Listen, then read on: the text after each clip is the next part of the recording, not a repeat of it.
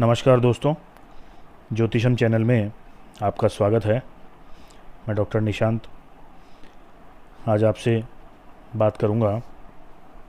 हमारी जो कालसर्प योग की सीरीज चल रही थी उसमें एक विशेष बिंदु पर जो कि कालसर्प योग से ही संबंधित है। देखिए, कालसर्प योग जब बनता है तो उसके दो भाग होते हैं। जैसे जीवन के दो भाग होते हैं कि पूर्वार्ध होता है और उत्तरार्ध होता है, उसी तरह से कालसर्प योग के भी दो भाग होते हैं और उनका प्रभाव भी अलग अलग होता है। सामान्य भाषा में अगर अपन कहें इसको तो जवानी और बुढ़ापा ये जीवन के दो भाग होते हैं सामान्य रूप से। इसी तरह कालसर्प योग के भी दो भाग होते हैं। जैसे जवानी में तकलीफ़ें संघर्ष ज़्यादा आती है तो हम सहन कर लेते हैं, इतनी परेशानी होती नहीं है। लेकिन बुढ़ापे में जब ये चीज़ें आती है ना तो हमारे को सहन नहीं हो पाता है, हम झेल नहीं पाते, कई तरह की परेशानियां झेलनी पड़ती है और असहनीय पीड़ा होती है। इसी तरीके से कालसर्प योग के भी दो भाग होते हैं, पूर्वार्ध और उत्तरार्ध। अब आप सोचेंगे कि ये पूर्वार्ध और उत्तरार्ध क्या है, तो आपको स्पष्ट भाषा में समझा देता हूँ। यदि कालसर्प योग 12वें भाव से छठे भाव तक बन रहा हो, यानी राहु 12वें भाव में और केतु छठे भाव में हो, तो ये पूर्वार्ध कालसर्प योग होता है। इसके विपरीत यदि राहु छठे भाव में हो और केतु 12वें भाव में हो तो ये उत्तरार्ध कालसर्प योग होता है। इस तरह से कालसर्प के दो भाग हो गए।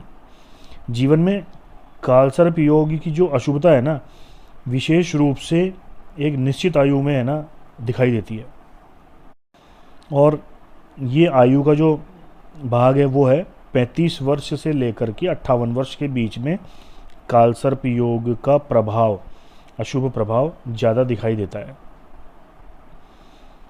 परंतु मैंने जो कुंडलियाँ देखी है, मुझे जो ज्ञात हुआ है लोगों के जीवन को देखते हुए जिनके कालसर्प योग बना हुआ है, कि उनके जन्म से लेके अंत तक कालसर्प योग ने उनको बहुत ही ज़्यादा परेशान किया है, बहुत ही प्रभावित किया है।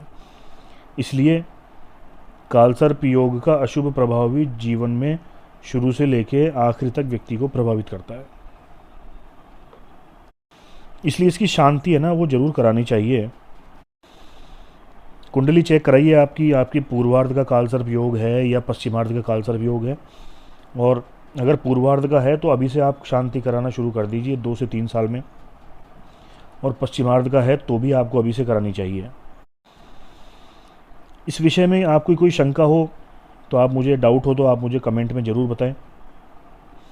वीडियो को लाइक करें और शेयर ज़रूर करें ताकि आपके सगे संबंधी भी इस तरह की समस्या से अगर जूझ रहे हैं तो वो भी इसका निवारण देख सके या स्थिति को समझ करके और आगे बढ़ सके।